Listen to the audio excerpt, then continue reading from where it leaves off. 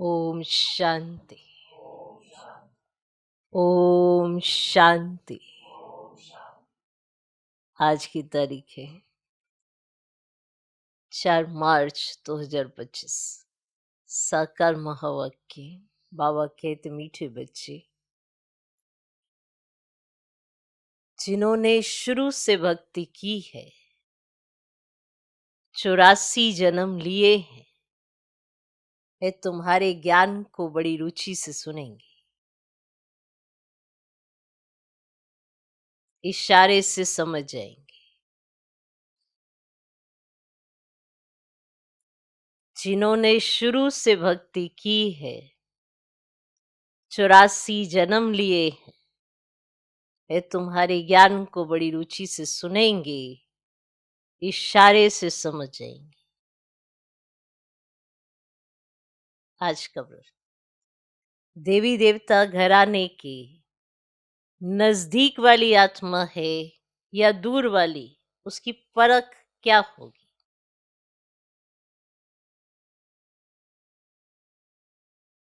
देवी देवता घराने के नजदीक वाली आत्मा है या दूर वाली, उसकी परख क्या होगी?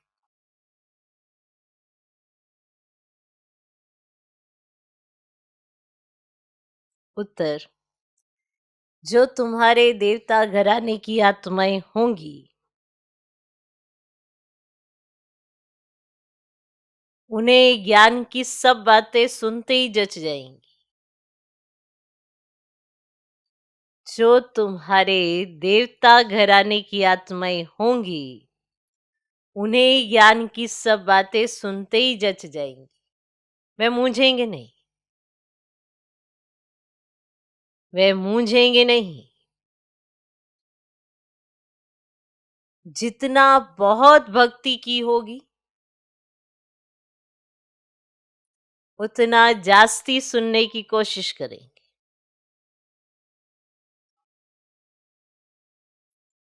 जितना बहुत भक्ति की होगी उतना जास्ती सुनने की कोशिश करें। तो बच्चों को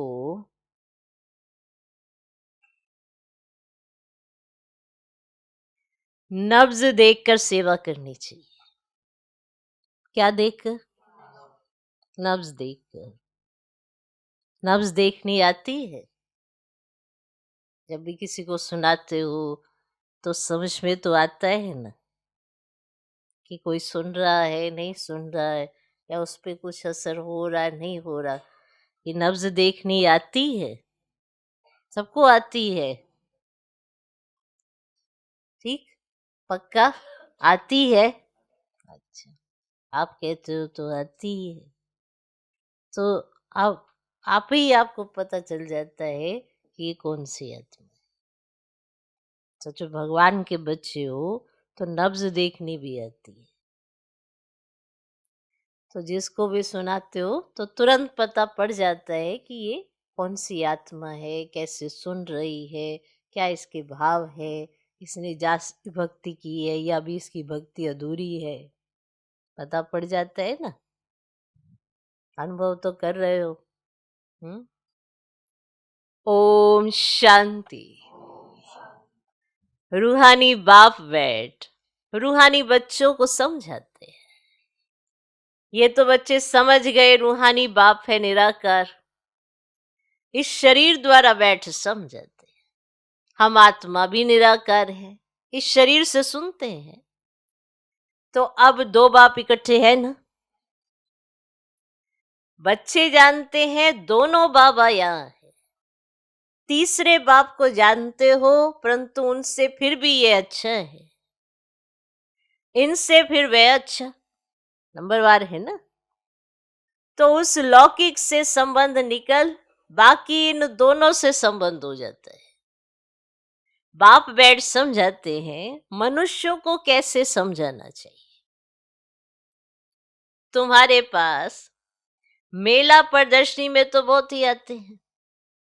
अब ये भी तुम जानते हो 84 जन्म कोई सब तो नहीं लेते होंगे। ये कैसे पता पड़े ये 84 जन्म लेने वाला है या 10 जन्म लेने वाला है या 20 जन्म लेने वाला है। अब तुम बच्चे ये तो समझते हो कि जिसने बहुत भक्ति की होगी शुरू से लेकर, तो उनको फल भी इतना ही जल्दी और अच्छा मिलेगा। थोड़ी भक्ति की होगी और देरी से की होगी तो फल भी इतना थोड़ा और देरी से मिलेगा। अब ये बाबा सर्विस करने वाले बच्चों के लिए समझाते हैं। बोलो, तुम भारतवासी हो तो बताओ, देवी देवताओं को मानते हो? अब भारत में इन लक्ष्मी नारायण का राज्य था ना। जो 84 जन्म लेने वाला होगा, शुरू से भक्ति की होगी, वे झट समझ जाएगा बरोबर आदि सनातन देवी देवता धर्म था। रुचि से सुनने लग पड़े। कोई तो ऐसे ही देख कर चले जाते हैं, कुछ पूछते भी नहीं, जैसे कि बुद्धि में बैठता ही नहीं। तो उनके लिए समझना चाहिए ये अभी तक यहाँ का नहीं है, आगे चल समझ भी लेवे। कोई का समझाने से झट कांध हिलेगा। बरोबर इस हिसाब से तो 84 जन्म ठीक है। अगर कहते हम कैसे समझें कि पूरे 84 जन्म लिए हैं? अच्छा, 84 नहीं तो 82। अब देवता धर्म में तो आए होंगे। देखो, इतना बुद्धि में जचता नहीं है तो समझो ये 84 जन्म लेने वाला नहीं है। दूर वाले कम सुनेंगे। जितना बहुत भक्ति की होगी वे जास्ती सुनने की कोशिश करेंगे, झट समझ जाएंगे। कम समझते तो समझो ये देरी से आने वाला है, और भक्ति भी देरी से की होगी। बहुत भक्ति करने वाला इशारे से ही समझ जाएगा। ड्रामा रिपीट तो होता है ना, सारा भक्ति पर मदार है। इसने माना बाबा ने, ब्रह्मा बाबा ने सबसे नंबर 1 भक्ति की है ना। कम भक्ति की होगी तो फल भी कम मिलेगा। ये सब समझने की बातें मोटी बुद्धि वाले धारणा कर नहीं सकेंगे। ये मेले प्रदर्शनियां तो होती रहेंगी, सब भाषाओं में निकलेंगी, सारी दुनिया को समझाना है ना। तुम हो सच्चे सच्चे पैगंबर और मैसेंजर। वे धर्म स्थापक तो कुछ भी नहीं करते, ना वे गुरु है। गुरु कहते हैं, परंतु वे कोई सदगति दाता थोड़े ही है। वे जब आते हैं उनकी संस्था ही नहीं तो सदगति किसकी करेगी? पॉइंट है ना। वो तो जब आते तो उनकी तो संस्था है नहीं, तो वो किसकी सदगति करेंगे? गुरु वे जो सदगति दे, दुख की दुनिया से शांति धाम ले जाए। क्राइस्ट आदि गुरु नहीं, वे सिर्फ धर्म स्थापक है। अब उन्हों का और कोई पोजीशन नहीं है। पोजीशन तो उन्हों का है जो पहले पहले सतो प्रधान से फिर सतो रजो तमो में आते। वे तो सिर्फ अपना धर्म स्थापन कर पुनर्जन्म लेते रहेंगे। जब फिर सबकी तमो प्रधान अवस्था होती है ना, तो बाप आकर सबको पवित्र बनाए ले जाते। तो पावन बना तो फिर पतित दुनिया में नहीं रह सकेंगे। पवित्र आत्माएं चली जाएंगी मुक्ति में, फिर जीवन मुक्ति में आएंगी। आप कहते भी हैं कि वह लिबरेटर है, गाइड है, परंतु इसका भी तो अर्थ नहीं समझते ना। अर्थ समझ जाए तो उनको जान जाए। अब सतयुग में भक्ति मार्ग के अक्षर भी बंद हो जाते। सतयुग में भक्ति मार्ग के अक्षर इस्तेमाल नहीं होते। तो ये भी ड्रामा में नूंद है, जो सब अपना अपना पार्ट बजाते रहते हैं, सदगति को एक भी पा ना सके। अभी तुमको ये ज्ञान मिल रहा है तो बाप भी कहते मैं कल्प कल्प कल्प के संगम युगे आता हूँ। अब इनको कहा जाता है कल्याणकारी संगम युग, और कोई युग कल्याणकारी नहीं है। सतयुग और त्रेता के संगम का कोई महत्व नहीं। सूर्यवंशी पास्ट हुए, फिर चंद्रवंशी राज्य चलता है, फिर चंद्रवंशी से वैश्यवंशी बनेंगे, तो चंद्रवंशी पास्ट हो गए। उनके बाद क्या बने तो वह पता ही नहीं रहता है।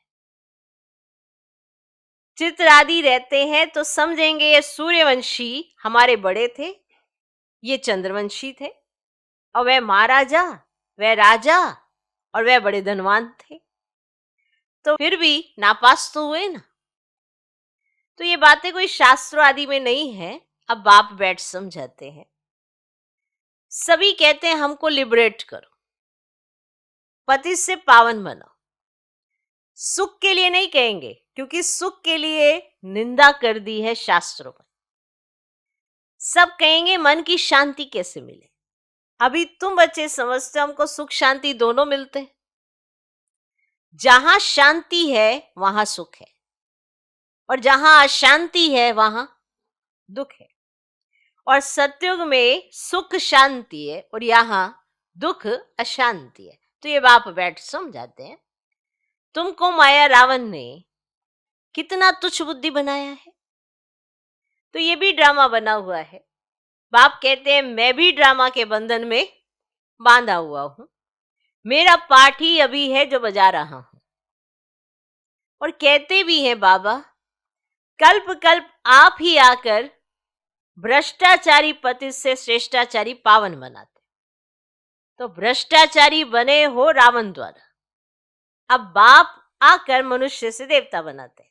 तो ये जो गायन है ना, उनका अर्थ बाप ही आकर समझाते हैं। तो अब बाप आकर मनुष्य से देवता बनाते हैं। क्लियर? तो उस अकाल तख्त पर बैठने वाले भी इसका अर्थ नहीं समझते। मनुष्य से देवता और जो भी गायन है उसका अर्थ भी बाबा ही आकर समझाते हैं। और जो उस अकाल तख्त पर बैठने वाले हैं वो उसका अर्थ नहीं समझते। तो बाबा ने तुमको समझाया है, आत्माएं अकाल मूर्त हैं। क्या है? अब आत्मा का यह शरीर है रथ, इस पर अकाल अर्थात जिसको काल नहीं खाता वह आत्मा विराजमान है। और सत्युग में तुमको काल नहीं खाएगा, काल नहीं खाएगा। अकाले मृत्यु कभी नहीं होगी। कहाँ? सत्युग में। तो वह है ही अमरलोक और यह है मृत्युलोक। अमरलोक मृत्युलोक का भी अर्थ कोई नहीं समझते हैं। बाप कहते हैं मैं तुमको बहुत सिंपल समझाता हूं, सिर्फ मामेकम याद करो तो तुम पावन बन जाएंगे। अब साधु संत आदि भी गाते हैं पतित पावन, और पतित पावन बाप को बुलाते हैं। कहां भी जाओ तो यह जरूर कहेंगे पतित पावन। अब सच तो कभी छिप नहीं सकता। तुम जानते हो भी पतित पावन बाप आया हुआ है, हमें रास्ता बता रहे हैं। कल पहले भी कहा था अपने को आत्मा समझ, मामेकम याद करो तो तुम सत्व प्रधान बन जाएंगे। तो तुम सब आशिक हो मुझ माशूक के। वे आशिक माशूक तो एक जन्म के लिए होते हैं, तुम जन्म जन्मांतर के आशिक हो। याद करते आए हो हे प्रभु, तो देने वाला तो एक ही बाप है ना। बच्चे सब बाप से ही मांगेंगे। आत्मा जब दुखी होती है तो बाप को याद करती है। सुख में कोई याद नहीं करते और दुख में याद करते हैं बाबा आकर सदगति दो। तो जैसे गुरु के पास जाते हैं, क्या कहते हैं, हमको बच्चा दो। अच्छा बच्चा मिल गया तो बहुत खुशी हुई, और बच्चा नहीं हुआ तो कहेंगे ईश्वर की भावी। तो ड्रामा को तो वे समझते ही नहीं। अगर वे ड्रामा कहें तो फिर सारा मालूम होना चाहिए। तो तुम ड्रामा को जानते हो और कोई नहीं जानते, ना कोई शास्त्रों में ही है।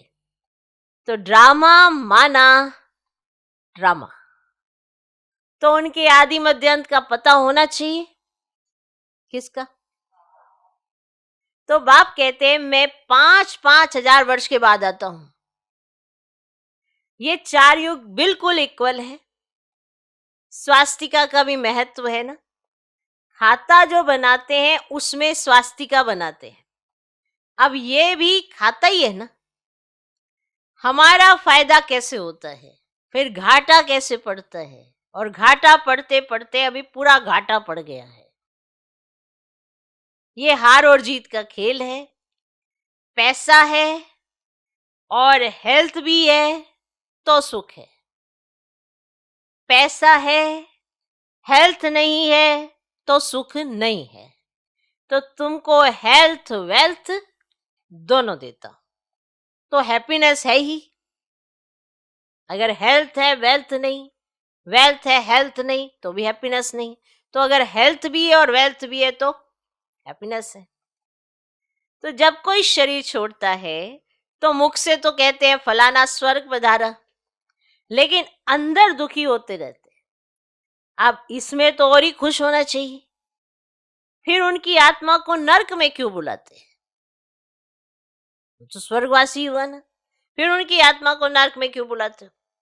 कुछ भी समझ नहीं है। अभी बाप आकर ये सब बातें समझाते हैं तो बीज और झाड़ का राज समझाते हैं। तो ऐसे झाड़ को और कोई बना ना सके। तो ये कोई इसने नहीं बनाया है, इनका कोई गुरु नहीं था। अगर होता तो उनके और भी तो शिष्य होते ना। मनुष्य समझते इनको कोई गुरु ने सिखाया है, या तो कहते परमात्मा की शक्ति प्रवेश करती है। अरे परमात्मा की शक्ति कैसे प्रवेश करेगी? बेचारे कुछ भी नहीं जानते। तो आप खुद बैठ बताते हैं मैंने कहा था मैं साधारण बूढ़े तन में आता हूं, आकर तुमको पढ़ाता हूं। ये भी सुनते हैं। अटेंशन तो हमारे ऊपर है। हम भी स्टूडेंट हैं और ये अपने को और कुछ नहीं कहते। तो प्रजापिता सो भी स्टूडेंट है। भले इसने विनाश भी देखा परंतु समझा कुछ भी नहीं। विनाश देख लिया परंतु समझा कुछ नहीं। आहिस्ते आहिस्ते समझते गए, जैसे तुम समझते जाते हो। बाप तुमको समझाते हैं और बीच में ये भी समझते जाते हैं, पढ़ते रहते हैं। तो हर एक स्टूडेंट पुरुषार्थ करेंगे पढ़ने का। ब्रह्मा विष्णु शंकर तो है सूक्ष्म वतनवासी, तो उन्हों का क्या पार्ट है ये भी कोई नहीं जानते। तो बाप हर एक बात आप ही समझाते हैं। ये नहीं कि आप पूछेंगे तो बाबा समझाएंगे, आप ही समझाते हैं। उनको पता है कि क्या समझाना है और इन्हें क्या समझ में आया है क्या नहीं समझ में। इसीलिए कहा जब आप जज कर लेते हो कोई कोई कितना समझ रहा है तो बाप को नहीं पता पड़ता कि तुमने कितना समझा है। आपको तो तुरंत पता पड़ता है। तो बाप जान जाते हैं कि कौन सी आत्मा है। तो बाप हर एक बात आप ही समझाते हैं। तुम प्रश्न कोई पूछ ही नहीं सकते। ऊपर में है शिव परमात्मा, फिर देवताएं, उनको मिला कैसे सकते? अभी तुम बच्चे जानते हो बाप इसमें आकर प्रवेश करते हैं। इसीलिए कहा जाता है बाप दादा। बाप अलग है दादा अलग है।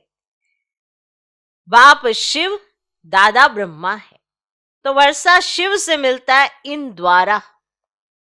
तो ब्राह्मण हो गए ब्रह्मा के बच्चे। तो बाप ने अडॉप्ट किया है ड्रामा के प्लान अनुसार। बाप कहते हैं नंबर 1 भक्त ये है। 84 जन्म भी इसने लिए हैं। सांवरा और गोरा भी इनको कहते हैं। अब श्री कृष्ण सतयुग में गोरा था, कलयुग में सांवरा है। पतित है ना, फिर पावन बनते हैं। तुम भी ऐसे बनते हो।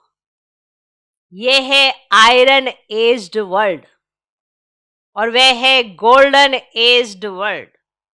सीढ़ी का किसको पता नहीं है। जो पीछे आते हैं वे 84 जन्म थोड़े ही लेते होंगे।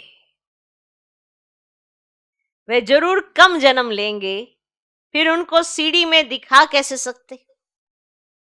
पीछे आएंगे तो इसीलिए सीढ़ी में उनको नहीं दिखाया है। तो बाप ने समझाया सबसे जास्ती जन्म कौन लेंगे और सबसे कम जन्म कौन लेंगे? यह है नॉलेज। तो बाप ही नॉलेजफुल पतित पावन है, आदि मध्य अंत की नॉलेज सुना रहे हैं। वे सब नेति नेति करते आए हैं, अपनी आत्मा को भी नहीं जानते तो बाप को फिर कैसे जानेंगे? सिर्फ कहने मात्र कह देते हैं। आत्मा क्या चीज है कुछ भी नहीं जानते। तुम अभी जानते हो आत्मा अविनाशी है, उसमें 84 जन्मों का अविनाशी पाठ नोंदा हुआ है। इतनी छोटी सी आत्मा में कितना पाठ नोंदा हुआ है। जो अच्छी रीति सुनते हैं और समझते हैं तो समझा जाता है ये नजदीक वाला है। जैसे आप सुनाते हो तो आपको पता पड़ जाता है, ऐसे बाप जब सुनाते हैं तो बाप को भी पता पड़ जाता है। इसे ध्यान से सुनना, ध्यान से समझना, क्योंकि बाप को भी पता है आप कौन हो। आपके सुनने के अंदाज से वो जान जाते हैं कि आप नजदीक हो या दूर हो, बैठे भले कहीं पर भी। ये नहीं कि आगे बैठा वाला नजदीक है, पीछे बैठा हुआ दूर है, नहीं। सुन कैसे रहा है, इसीलिए हमेशा बाप के सामने अलर्ट होकर बैठो तो बाप को भी लगे ये नजदीक वाला है। ठीक है। तो जो अच्छी रीति सुनते और समझते हैं तो समझा जाता है ये नजदीक वाला है। बुद्धि में नहीं बैठता है तो देरी से आने वाला होगा। सुनाने के समय नब्ज देखी जाती है, समझाने वाले भी नंबरवार है ना। तुम्हारी ये पढ़ाई है, राजधानी स्थापन हो रही है, कोई तो ऊंचते ऊंच राजा ही पद पाते, कोई तो प्रजा में नौकर चाकर बनते। बाकी हाँ इतना है कि सत्युग में कोई दुख नहीं होता। उनको कहा जाता है सुखदाम। भविष्यत पास्ट हो गया है तब तो याद करते हैं ना। मनुष्य समझते हैं स्वर्ग कोई ऊपर छत में होगा। अब दिलवाड़ा मंदिर में तुम्हारा पूरा यादगार बना है, ऐसे ही खड़ा है ना। आदि देव और आदि देवी और बच्चे नीचे योग में बैठे हैं और ऊपर में राजाई खड़ी है। तो मनुष्य तो दर्शन करेंगे, पैसा रखेंगे, समझेंगे कुछ भी नहीं। तुम बच्चों को ज्ञान का तीसरा नेत्र मिला है। तुम सबसे पहले तो बाप की बायोग्राफी को जान गए तो और क्या चाहिए। बाप को जानने से ही सब कुछ समझ में आ जाता है। जितना बाबा को जान लिया उतना सब कुछ समझ में आएगा, वरना फिर कहेंगे ये समझ नहीं आया, वो समझ में नहीं आया। जितना बाबा को जानते जाओगे हर बात समझ में आती जाती है, तो खुशी होनी चाहिए। तुम जानते हो अभी हम सतयुग में जाकर सोने के महल बनाएंगे, राज्य करेंगे। तो जो सर्विसेबल बच्चे हैं उन्हों की बुद्धि में रहेगा ये स्पिरिचुअल नॉलेज स्पिरिचुअल फादर देते हैं। अब स्पिरिचुअल फादर कहा जाता है आत्माओं के बाप को। वही सदगति दाता है, सुख शांति का वर्षा देते हैं। तुम समझा सकते हो ये सीढ़ी है भारतवासियों की, जो 84 जन्म लेते हैं। वे आते ही आधे में है तो तुम्हारे 84 जन्म कैसे होंगे? जो उतरते ही आधे में है द्वापर के बाद, तो उनके 84 जन्म कैसे दिखाएं? तो सबसे जास्ती जन्म हम लेते हैं। ये बड़ी समझने की बातें हैं। मुख्य बात ही ये पति से पावन बनने लिए बुद्धि योग लगाना है। पावन बनने की प्रतिज्ञा कर, फिर अगर पतित बनते हैं तो हड गुड एकदम टूट पड़ती है, जैसे कि 5 मंजिल से गिरते हैं। बुद्धि मलेच्छ की हो जाती है, दिल अंदर खाता रहेगा, मुख से कुछ निकलेगा ही नहीं। इसीलिए बाप कहते हैं खबरदार रहो। अच्छा, मीठे मीठे सिकिलधे बच्चों प्रति माता पिता बाप दादा का याद प्यार गुड मॉर्निंग। रूहानी बाप की रूहानी बच्चों को नमस्ते। हम रूहानी बच्चों की भी रूहानी बाप को नमस्ते नमस्ते नमस्ते। Good morning good morning good morning. धारणा के लिए मुख्य सार। पहला पॉइंट, इस ड्रामा को यथार्थ रीति समझ माया के बंधनों से मुक्त होना है। इस ड्रामा को यथार्थ रीति समझ माया के बंधनों से मुक्त होना है। स्वयं को अकाल मूर्त आत्मा समझ बाप को याद कर पावन बनना है। स्वयं को अकाल मूर्त आत्मा समझ बाप को याद कर पावन बनना है।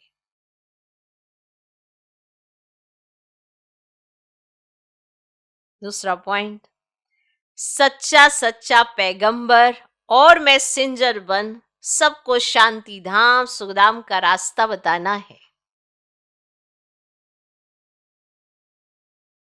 सच्चा सच्चा पैगंबर और मैसेंजर बन सबको शांति धाम सुखधाम का रास्ता बताना है। इस कल्याणकारी संगम युग पर, इस कल्याणकारी संगम युग पर सभी आत्माओं का कल्याण करना है। इस कल्याणकारी संगम युग पर सभी आत्माओं का कल्याण करना है। आज का वरदान, बाप और सेवा की स्मृति से एक रस स्थिति का अनुभव करने वाले सर्व आकर्षण मुक्त भव। बाप और सेवा की स्मृति से एक रस स्थिति का अनुभव करने वाले सर्व आकर्षण मुक्त भव। जैसे सर्वेंट को सदा सेवा और मास्टर याद रहता है, सेवा और मास्टर याद रहता है, ऐसे वर्ल्ड सर्वेंट सच्चे सेवादारी बच्चों को भी बाप और सेवा के सिवाय कुछ भी याद नहीं रहता।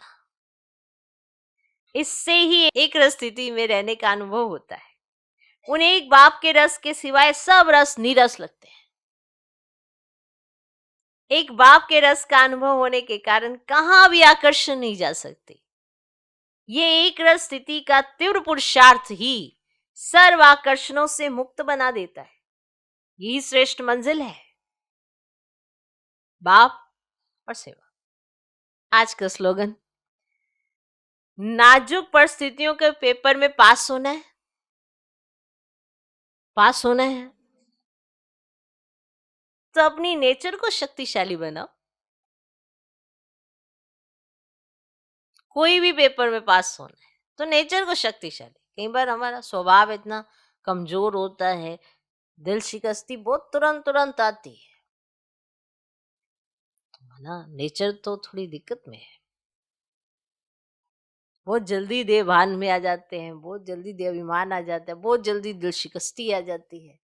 तो जो प्राप्तियां हैं उसकी भी समृद्धि बहुत ही जल्दी हो जाती है, समृद्धि रहती नहीं है।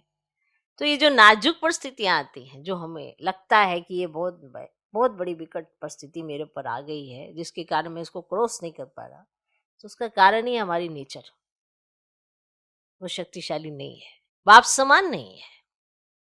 तो अगर नाजुक परिस्थितियों के पेपर में पास होना है तो अपनी नेचर को शक्तिशाली बनाओ, माना बाप समान बनाओ, तभी शक्ति आएगी ना। अब एक तीसरे, सत्यता और सभ्यता रूपी कल्चर को अपनाओ। जब भी कोई असत्य बात देखते हो, सुनते हो, तो असत्य वायुमंडल नहीं फैलाओ। है ऐसे ये वो कोई भी ऐसी बात होती है ना, तो एक दो के कान में करते जाते एक वायुमंडल बना देते हैं, असत्य वायुमंडल। क्योंकि आपने कोई ऐसी बात सुन ली, उसे वायुमंडल में फैला दिया। आपको लगता है अरे झूठी बात थी ना तो हमने फैला दी। आगे सुनो, कई कहते हैं ये पाप कर्म है ना, पाप कर्म देखा नहीं जाता। लेकिन वायुमंडल में असत्यता की बातें फैलाना, आपके पास कोई प्रूफ नहीं है कि वो सत्य है या असत्य है या क्या है, लेकिन आपने सुनी सुनाई बात फैला दी। सुनी सुनाई बात फैला दी वायुमंडल में, तो यह भी तो पाप है। अगर आप किसी के पाप कर्मों का गायन कर रहे हैं, आपके पास उसका कोई प्रमाण नहीं है, लेकिन आप गायन कर रहे हैं और फिर उसको वायुमंडल में फैला दिया, तो क्या ये पुण्य का काम है? ये भी तो पाप कर्म है। लौकिक परिवार में भी अगर कोई ऐसी बात देखी व सुनी जाती है तो उसे फैलाया नहीं जाता। लौकिक में भी ऐसा होता है ना, कोई बात ऐसी देख ली, सुन ली, तो उसको इधर उधर गाया नहीं जाता, फैलाया नहीं जाता। कान से सुना और दिल में छिपाया, फैलाया नहीं जाता परिवार की बातों को। यदि कोई व्यर्थ बातों का फैलाव करता है तो ये छोटे छोटे पाप उड़ती कला के अनुभव को समाप्त कर देते हैं। मनुष्य आत्मा को तो पता ही नहीं पड़ रहा कि मेरे ऊपर ये सारी चीजें हावी कैसे हो रही। उसको लगता है कि अरे मैंने तो सुनी थी, पर आपने फैला दी। सुनी, फैलाई, पाप कर्म बनाया। अब आपकी उड़ती कला हो सकती है, अब बाबा की याद में बैठेंगे पर याद नहीं आएगी, क्योंकि ये पाप कर्म आपको भारी करते रहेंगे। तो यदि कोई व्यर्थ बातों का फैलाव करता है तो ये छोटे छोटे पाप उड़ती कला के अनुभव को समाप्त कर देते हैं। इसलिए इस कर्मों की गहन गति को समझकर यथार्थ रूप में सत्यता की शक्ति धारण करो। कोई असत्य बात सुनी, देखी और फैलाई, ये कोई सत्यता की शक्ति नहीं है। परिवार में कितनी बातें होती हैं, सुना, दिल में समाओ, बाप के साथ सच्चे रहो। एक दो के कान में अगर बात दी तो आपको लगता है अरे मैं तो सच बात सुना रहा हूं, पर आप पाप कर्म कमा रहे हैं। चाहे कोई बात कैसी भी हो, अच्छी नहीं है तो क्यों फैलानी। इसीलिए बाबा ने कहा लौकिक में भी अगर कोई बात होती है ना, देखी या सुनी जाती है, तो उसे फैलाया नहीं जाता। ये सब करते हैं। तो देखें, ये कर्मों की गहन गति है, और कर्मों की ये गहन गति अवस्था को कैसे बनाती है, ये सबका अपना अपना अनुभव तो है ही है। तो व्यर्थ की या असत्यता की कोई भी बात इधर उधर फैलाएंगे तो अपनी स्थिति को ऊंचा नहीं पाएंगे, उड़ती कला में जा ही नहीं पाएंगे। इसलिए अटेंशन बहुत जरूरी है कि हम क्या कर रहे हैं। ओम शांति।